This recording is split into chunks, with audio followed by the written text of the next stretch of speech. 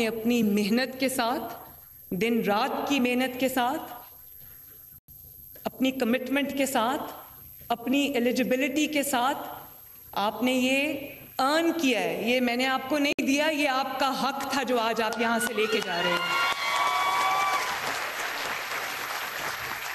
और सर उठा के ये स्कॉलरशिप लेना, सर उठा के लोगों को बताना कि हमने ज़िंदगी में इतनी मेहनत की है, अपने माँ बाप का सर फ़ख्र से बुलंद किया है, अपने सूबे का, अपने मुल्क का सर फ़ख्र से बुलंद किया है, और ये स्कॉलरशिप हमारी मेहनत का वो समर है जो आज हमें मिला है।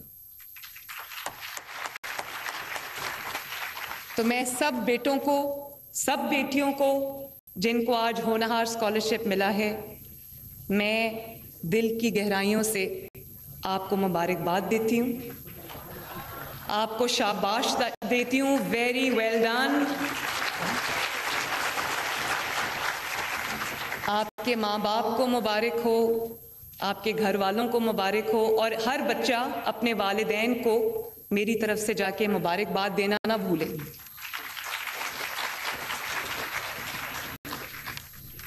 ये पाकिस्तान की तारीख का सबसे बड़ा स्कॉलरशिप प्रोग्राम है, जिसके अंदर अभी 30,000 बच्चों को पूरे पंजाब में विदाउट डिस्क्रिमिनेशन के, वो लाहौर का है, बहावलपुर का है, राजनपुर का है, पिंडी का है, कहीं का भी अगर वो बच्चा है और वो मेरिट पे पूरा उतरता है तो उसको ये स्कॉलरशिप मिला है। और कोई बच्चा यहाँ खड़ा होकर मुझे ये नहीं कह सकता कि ये स्कॉलरशिप किसी एक बच्चे को भी मेरिट की वायलेशन पे मिला है।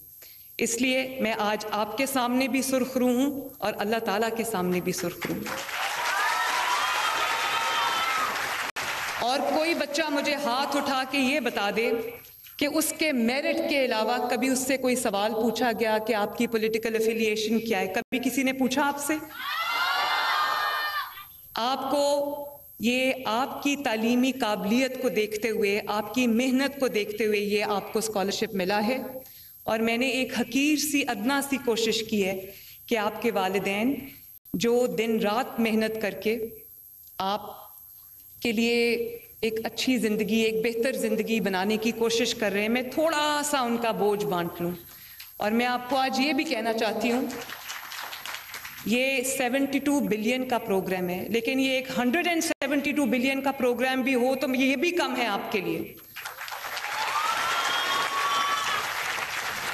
और मुझे इस बात की खुशी है कि 60% ये स्कॉलरशिप जो है वो लड़कियों ने जीता है, माशाल्लाह।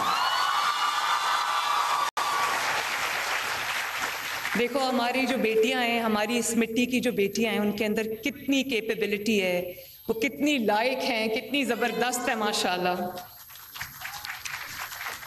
अच्छा मुझे ये बताओ कि ख्वाजा फरीद यूनिवर्सिटी के कितने बच्चे यहाँ बैठे हैं? इस्लामिया यूनिवर्सिटी बहावलपुर, ओहो, Sadiq college, Cholistan university of veterinary and animal sciences, very nice, Sheikh Zayed medical college, Quaid-e Azam medical college, और HED कॉलेजेस के बच्चे कहाँ बैठे हैं? Very nice. ये वो स्कॉलरशिप है जिसमें सिर्फ पब्लिक सेक्टर या गवर्नमेंट सेक्टर की यूनिवर्सिटीज़ और कॉलेजेस में बच्चों को स्कॉलरशिप नहीं मिल रही, बल्कि टॉप जितनी भी प्राइवेट यूनिवर्सिटीज़ हैं, कॉलेजेस हैं, उसमें भी हमने, चाहे वो लम्स हो, चाहे वो फास्ट हो, नस्ट हो, गुलाम इसाक खान इंस्टीट्यूट हो, कोई भी मेडिकल कॉलेजेस हैं, टॉप के प्राइवेट कॉलेजेस हैं, उसमें भी ये स्कॉलरशिप्स गए माशाल्लाह। और जहां मैं जाती हूं, मैंने ये प्रोग्राम मेरे दिल के इतना करीब है, मैं बिल्कुल सच सच अपने दिल की बात आपसे कर रही हूं। ये प्रोग्राम मेरे दिल के इतना करीब है कि मैंने पूरा मंथ ऑफ जनवरी का जो महीना है, मैंने पूरा का पूरा स्टूडेंट स्कॉलरशिप्स के लिए डेडिकेट किया है। हर रोज मैं कभी किसी शहर में होती हूँ, कभी किसी शहर में होती हूँ, मैं ऑफिस नहीं जा पा रही, क्योंकि ये भी हो सकता था कि आपके कॉलेजेस में बैठे बैठे आपको स्कॉलरशिप मिल जाती, चेक मिल जाता, लेकिन मैं सिर्फ इतना नहीं चाहती थी। मैं ये चाहती थी कि मैं आपसे खुद जाके मिलूं, आपको देखूं, ये चमकते दमकते चेहरे में देखूं अपनी आंखों से, ताकि मुझे स्टिमुलस मिले कि मैंने इन बच्चों के लिए और क्या क्या करना है। और जितनी मोहब्बत मुझे आज यहाँ से मिली है, मुझे राना सिकंदर रात को वीडियोस भेज रहे थे और बता रहे थे बच्चे बड़े एक्साइटेड हैं, तो मुझे रात को खुशी से नींद नहीं आ रही थी। मैं कह रही थी कब सुबह हो और मैं कब जाऊं बहावलपुर और बच्चों से मिलूं।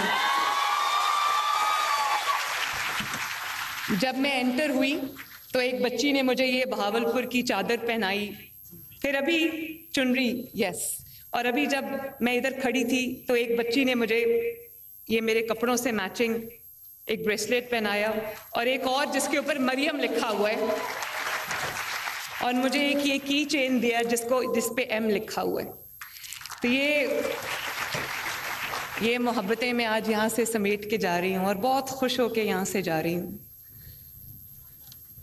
मैं चंद बातें आपसे करना चाहती हूँ और वो बहुत गौर से सुनना, बल्कि मुझे अब ये कहने की ज़रूरत ही नहीं कि वो गौर से सुनना, क्योंकि मैंने पिछली अपनी जो होनहार की स्कॉलरशिप्स की जो तकरीब थी, मैंने वो बातें वो जो की, मुझे नहीं पता था कि बहावलपुर डिवीज़न के बच्चे इतने गौर से मेरी बात सुन रहे हैं।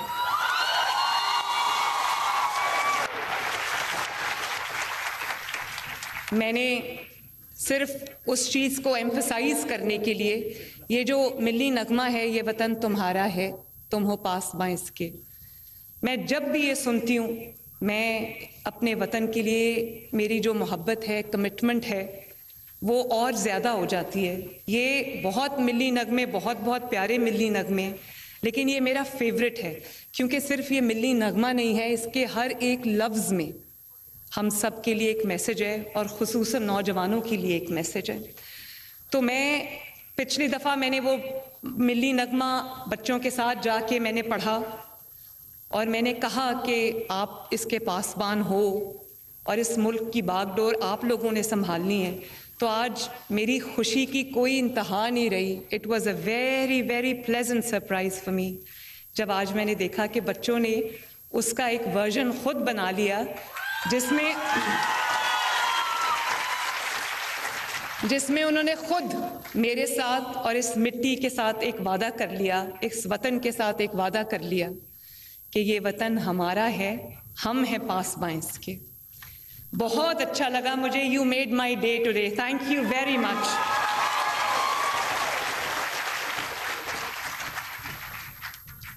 और हाँ, मैं अभी लेती हूँ सेल्फीज। मैं अभी सुनती हूँ आपकी बात, पहले मैं अपनी बात कर लूँ आपसे, फिर मैं ज़रूर सुनती हूँ आपकी बात। हाँ, मैं अभी आपकी बात सुनती हूँ, मैं आपकी बातें सुनने आई हूँ यहाँ पे। तो उन्होंने कहा कि ये वतन हमारा है, हम हैं पासबां इसके। आप लोग ये वादा करते हो ना मेरे साथ कि आप इस वतन को अपना सब कुछ समझोगे और आप इसके पासबान बनोगे ना? इस वतन का झंडा नीचे नहीं होने दोगे, नहीं गिरने दोगे। और जब कोई कहता है कि मैं पासबान हूँ इस मुल्क का, जब कोई पासबान बन जाता है, तो कोई पासबान कभी ये नहीं कर सकता कि किसी के बहकावे में आके मुल्क को आग लगा दे। कोई पासबान कभी ये नहीं कर सकता कि किसी के सियासी बहकावे में आके अपने मुल्क पे हमला कर दे। कोई पासबान ये कभी नहीं कर सकता कि एक सूबे से दूसरे सूबे पे, अपने ही मुल्क के दूसरे सूबे पे हमला कर दे। कोई पासबान ये कभी नहीं कर सकता कि वो जो मेट्रो बस और जो ऑरेंज लाइन आपके लिए बनी है, वो उसके स्टेशंस को आग लगा दे। कोई पासबान कभी ये नहीं कर सकता कि जो कानून नाफिज करने वाले इदारे हैं, चाहे वो फौज हो या वो पुलिस हो या वो रेंजर्स हो, वो वर्दियां जो हमें, हमारे मुल्क को, हमारी सरहदों की हिफाजत करते करते, आपकी हिफाजत करते करते, हमारी हिफाजत करते करते जो लोग जानों का नजराना पेश करते हैं, उन वर्दियों की वायलेशन करे, उन वर्दियों की तज़हीक करे, और वो लोग जो हमारी हिफाजत के लिए दिन रात एक करते हैं, उनके जो इंस्टॉलेशंस हैं उनको जला दे, उनको पॉइंट ब्लैंक रेंज से गोलियां मार के शहीद कर दे। ये जो पुलिस है, जो रेंजर्स है, जो फौज है, ये हमारे अपने लोग हैं जो हमारी हिफाजत के लिए जाने देते हैं।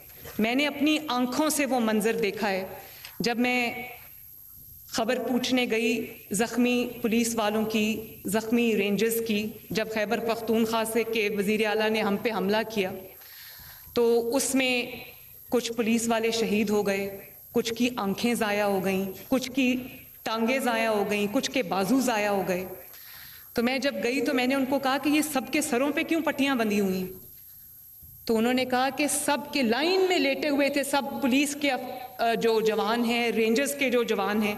तो मैंने कहा इनके सरों पे क्या हुआ है? यहाँ तक पट्टियां बंधी हुई थी। तो उन्होंने कहा कि कीलों वाले डंडे मार मार के उनकी खोपड़ियां तोड़ी हुई हैं, उनके स्कल फ्रैक्चर किए हुए हैं। पुलिस में लाख कमी हो सकती है, लेकिन जब आपको कभी कोई मुश्किल दरपेश आती है तो आप पुलिस ही आपकी मदद के लिए आती है। मैं ये नहीं कहती पुलिस 100% बहुत अच्छा काम कर रही है, मैं भी अभी 100% सेटिस्फाइड नहीं हूँ, लेकिन कहीं पे कोई लॉ एंड ऑर्डर का मसला हो जाता है तो पुलिस ही आपकी मदद के लिए आती है। ये वही जवान हैं जो हमारे लिए अपनी जानें देते हैं, ये वही फौजी हैं जो सरहदों पे हमारे लिए अपनी जानें देते हैं। तो मैं तो माँ हूँ, मैं तो कभी अपने बच्चों को ये नहीं कह सकती कि बाहर निकलो और घेराव करो और जला दो और लोगों को आवाज़ें कसो, ख़वातीन को आवाज़ें कसो। मेरे बच्चों, ये मैं आपको कभी नहीं कह सकती और ना कभी कहूँगी और ना आपने ये कभी करना है। अल्लाह ताला ने आपको अकल दी है, अल्लाह ताला ने आपको समझ दी है। अब तो आपने पासबान होने का एक वादा भी कर लिया है, तो कभी किसी की बातों में आपने नहीं आना और आपकी रेड लाइन पाकिस्तान होनी चाहिए। अगर अल्लाह ना करे कि कभी मैं आपको कुछ ऐसा कहूँ या कोई आपको ऐसा कहे, अगर कोई चीज़ आपके वतने अजीज़ से, पाकिस्तान के इंटरेस्ट से क्लैश करती है, वो आप वहीं पर रेड लाइन खींच दो अपनी, उस लकीर को कभी क्रॉस नहीं करना।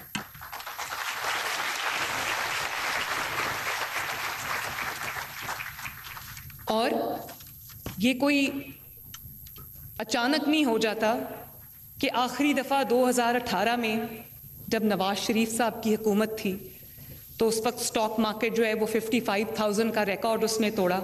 आज फिर नवाज शरीफ साहब की मुस्लिम लीग नून की हुकूमत है, 1,18,000 पे स्टॉक मार्केट चली गई।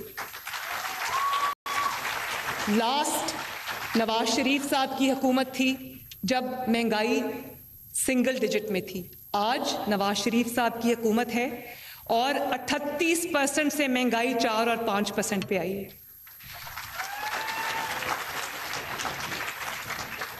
और आप देखो, आप अकल रखते हो, शऊर रखते हो, 20-20 घंटे की लोड शेडिंग थी और फिर किसी ने आके 14,000 मेगावाट बिजली बना दी ना कि वो लोड शेडिंग जीरो हो गई।